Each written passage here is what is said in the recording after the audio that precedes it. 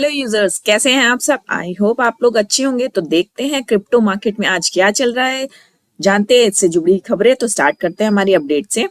Binance CG का कहना है स्टेबल कॉइन रेगुलेशन बूस्ट करेगा उसके अडॉप्शन को। क्रिप्टो मार्केट में स्टेबल कॉइन हमेशा से एक सिग्निफिकेंट रोल रखता है। बाइनेंस सीईओ सीजेड की तरफ से एक स्टेटमेंट आया, उन्होंने कहा है स्टेबल कॉइन के रेगुलेशन कहीं ना कहीं एक्सेलरेशन के लिए हेल्प करेंगे इसके अडॉप्शन के लिए। सीजेड ने पॉइंट आउट किया है कि स्टेबल कॉइन का जो स्ट्रॉन्ग रेगुलेटरी फोकस है, रेगुलेशन को मच नीडेड सर्टेनिटी लेके आएगा इशूअर, यूजर्स और सर्विस प्रोवाइडर के बीच में। उन्होंने ये भी कहा कि इसके जो बेनिफिट्स हैं स्टेबल कॉइन के, क्रॉस बॉर्डर पेमेंट्स और हेजिंग अगेंस्ट इन्फ्लेशन को लेके काफी ज्यादा अच्छा परफॉर्म करके दिखाएगा। साथ ही सीजेड ने ये भी बोला कि वो फुल्ली सपोर्ट करते हैं इसके रिक्वायरमेंट्स को, जिसमें 1 by 1 बैकिंग की जाएगी स्टेबल कॉइन्स को लेके, और इससे रिलेटेड जितने भी रूल्स एंड रेगुलेशंस के जो प्लान है वो कहीं ना कहीं उनमें लाइसेंस और प्रिवेंट ऑफ प्रोलाइफिकेशन की जरूरत है, जिसे स्टेबल कॉइन के लिए लिया जाना चाहिए। इस तरह के रेगुलेटरी मेजर्स प्रिवेंट करेंगे कि टेरा जैसे जो कोलैप्स हुए वो दोबारा ना हो। तो कहीं ना कहीं ये क्रिप्टो मार्केट के लिए एक स्टेबिलिटी और एक अच्छा इनिशिएट लेके आएगा। अब बात करते हैं हमारी नेक्स्ट अपडेट के बारे में। इंडियन गवर्नमेंट ने इंट्रोड्यूस किए न्यू क्रिप्टो टैक्स पेनल्टीज। जैसे कि हम सब जानते हैं, इस बार बजट में क्रिप्टो को लेकर कोई खास इंप्रूवमेंट नहीं आया। जो फ्लैट 30% टैक्स था उसे एज इट इज रखा गया है, साथ में 1% टीडीएस भी। बट इस बार क्रिप्टो टैक्स पेनल्टी को लेकर इन्होंने खुल के बात की है, जिसमें कहा गया है कि non payment crypto tax deduction जो है टीडीएस, उस पे पेनल्टी लगाई जाएगी। और ये कहीं ना कहीं क्रिप्टो कम्युनिटी के लिए एक डिसअपॉइंटमेंट की बात है। फाइनेंस मिनिस्टर निर्मला सीतारमन ने ये मेंशन नहीं किया है क्रिप्टो को इस बार बजट में, ना ही उससे रिलेटेड कुछ पॉजिटिव अप्रोच आया है इंडियन गवर्नमेंट की तरफ से। एक कॉमन अप्रोच जो है वो रेगुलेशन को लेके है क्रिप्टो इकोसिस्टम में। साथ ही डिसअपॉइंटमेंट की बात करें क्रिप्टो कम्युनिटी की, तो उम्मीद जताई जा रही थी कि हो सकता है बजट में क्रिप्टो को लेके कुछ पॉजिटिव चीजें आए। हो सकता था कि लोग उम्मीद जता रहे थे कि कहीं ना कहीं टैक्स में हो सकता है कोई रिबेट मिले, बट ऐसा कुछ हुआ नहीं। और देखा जाए तो कहीं ना कहीं पेनल्टीज को लेके इंडियन गवर्नमेंट सख्त होने वाली है आने वाले टाइम में। फाइनेंस मिनिस्टर ने बजट स्पीच में क्रिप्टो को लेके कुछ भी मेंशन नहीं किया है। क्रिप्टो टैक्स फर्म कॉइनेक्स ने एक्सप्लेन किया है ट्विटर पे कि कहीं ना कहीं जो पेनल्टीज है वो डिडक्ट और टीडीएस में जो अगर डिफॉल्ट कुछ भी आया तो उस पे इम्पोज की जाने वाली है। जो टीडीएस और क्रिप्टो ट्रांजैक्शन पे अगर कोई फॉल्ट देखा जाता है तो उन्हें पनिश किया जाएगा। It's up to 7 years। तो कहीं ना कहीं स्ट्रिक्ट होने वाले हैं क्रिप्टो रूल्स इंडिया में। साथ ही जो टैक्सेशन पार्ट है वो और ज्यादा अच्छे से अप्लाई किया जाएगा। जो फ्लैट 30% टैक्स और टीडीएस लगाया गया है लास्ट ईयर, उसे इम्पोज किया जाएगा। जो रेगुलेटरी फ्रेमवर्क है वो कहीं ना कहीं कंटिन्यू किया जाएगा, जिससे क्रिप्टो मार्केट पे इफेक्ट पड़ेगा ही पड़ेगा। बात करते हैं हमारे नेक्स्ट अपडेट के बारे में। बाइनेंस बीएनबी चेन ऑफर करता है न्यू डिसेंट्रलाइज स्टोरेज सिस्टम को। बीएनबी ग्रीनफील्ड टेस्टनेट जो कि हाल ही में नेक्स्ट फ्यू मंथ में रिलीज कर दिया जाएगा, उसके हिसाब से जो प्रोजेक्ट है उसका व्हाइट पेपर रिलीज कर दिया गया है वेडनेसडे को। इस व्हाइट पेपर में देखा जाए तो काफी सारी चीजें मेंशन की गई हैं प्रोजेक्ट को लेके। New decentralize data storage system होगा जो बाइनेंस के एग्जिस्टिंग डिसेंट्रलाइज नेटवर्क पे काम करेगा।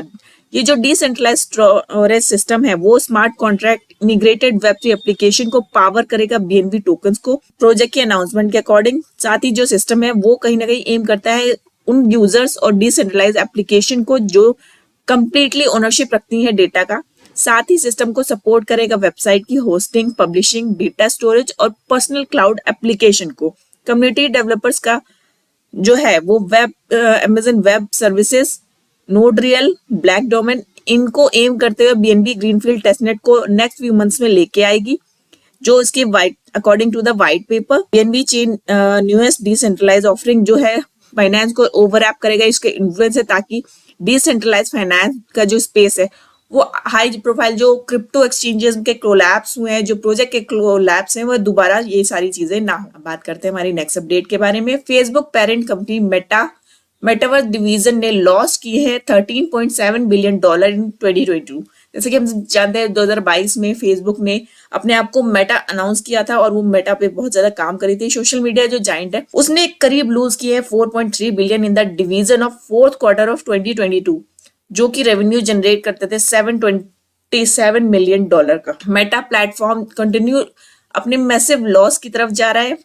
Fledging Facebook reality labs division जो है उसने ऑगमेंटेड और वर्चुअल रियलिटी ऑपरेशंस कंटिन्यू किया, जिसमें से काफी लॉस हुआ। अगर क्वार्टर में देखा जाए $4.3 बिलियन का लॉस एस्टिमेटेड किया गया है। $4.54 बिलियन और $3.7 बिलियन सेकेंड और थर्ड क्वार्टर में हुआ। ओवरऑल 2022 में देखा जाए तो इस डिवीजन ने $13.7 बिलियन तक लॉस सहा है। $10.2 बिलियन जो है वो रेवेन्यू में देखा गया 2.3 बिलियन 2021 में। तो ये डेटा कहीं ना कहीं इस बात को शो करता है कि जो फॉलोइंग यूजर ग्रोथ नंबर्स हैं वो रिकॉर्ड करता है, साथ ही जो इसकी अर्निंग कॉल्स है वो भी कहीं ना कहीं ये साबित करती है कि मेटा का सक्सेसफुल होना काफी प्रॉब्लमेटिक रहा फेसबुक के लिए। जुकरबर्ग ने 200 virtual reality apps Meta ecosystem पे लॉन्च की, जिसकी वर्थ थी $1 मिलियन के करीब। 100 मिलियन व्हाट्सएप यूजर जो है वो अब क्रिएट कर सकते हैं अवतार्स एनिमेटेड सीन्स, जब उस फीचर को व्हाट्सएप में इनरोल किया गया। इस तरह से कहीं ना कहीं फेसबुक की तरफ से काफी सारे इनिशिएट लिए गए। उन्होंने जितनी भी अपनी एप्लीकेशन है जैसे कि व्हाट्सएप, इंस्टाग्राम, इन सबको मेटा में बदल दिया, बट कहीं ना कहीं इस इनिशिएट की वजह से उन्हें काफी ज्यादा लॉस सहने को मिला। अब बात करते हैं हमारी नेक्स्ट अपडेट के बारे में। मेटामास्क लॉन्च करता है learn Web3 education initiative. MetaMask जो कि एक वेब3 वॉलेट प्रोजेक्ट है, उसने हाल ही में अपना एक लर्निंग इनिशिएट लिया है, मेटामास्क लर्न, जो वेब3 एजुकेशन को इनिशिएट करेगा और फुल इंट्रोडक्टरी कोर्स लेके आएगा वेब3 और जनरल क्रिप्टो यूज और कॉन्सेप्ट पे। अगर देखा जाए ये प्रोजेक्ट कहीं ना कहीं रिकॉग्नाइज कराएगा इसके यूज को कि किस तरह से क्रिप्टो में चीजें की जाती हैं, वॉलेट्स के क्या यूज होते हैं और जो बेसिक्स है क्रिप्टो से रिलेटेड चीजें, इन सबको ओवरऑल पूरा फिलफिल किया जाएगा उस कोर्स में और डायरेक्टली इंटरेक्ट किया जाएगा थीरम और डिसेंट्रलाइज एप्लीकेशन से, ताकि प्रूफ ऑफ वर्क जो इटरेशन है ब्लॉकचेन पे उसको और ज्यादा बढ़ावा दिया जा सके। ये जो कोर्स है वो सिग्निफिकेंटली एक तरह से एफर्ट है मेटामास्क की तरफ से, ताकि जो लर्निंग अपॉर्चुनिटीज है न्यू यूजर के लिए उन्हें और ज्यादा बढ़ाया जा सके। जो लर्निंग है वेब3 को लेके उसे और ज्यादा बढ़ाया जा सके, ताकि जो फ्यूचर है क्रिप्टो और ब्लॉकचेन इंडस्ट्री का उसको इंश्योर किया जा सके।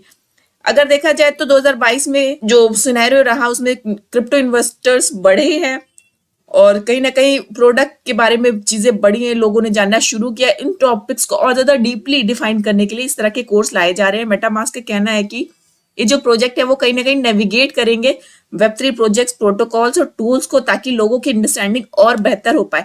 ये लर्निंग प्लेटफॉर्म जो है वो वेरियस लैंग्वेज में इंट्रोड्यूस किया जाएगा, जिसमें कि इंग्लिश से लेके अनदर लैंग्वेज को भी सपोर्ट मिलेगा, ताकि जो नए यूजर्स हैं वो क्रिप्टो इंडस्ट्री और उससे जुड़ी जो चीजें हैं उनको सीख पाए और उसकी अपॉर्चुनिटीज को ग्रैब कर पाए। तो आज के लिए इतना ही। आगे आने वाली खबरों के लिए हमारे साथ बने रहिएगा। तो चैनल को सब्सक्राइब कर दे और वीडियो को लाइक करना मत भूलिएगा। Thank you.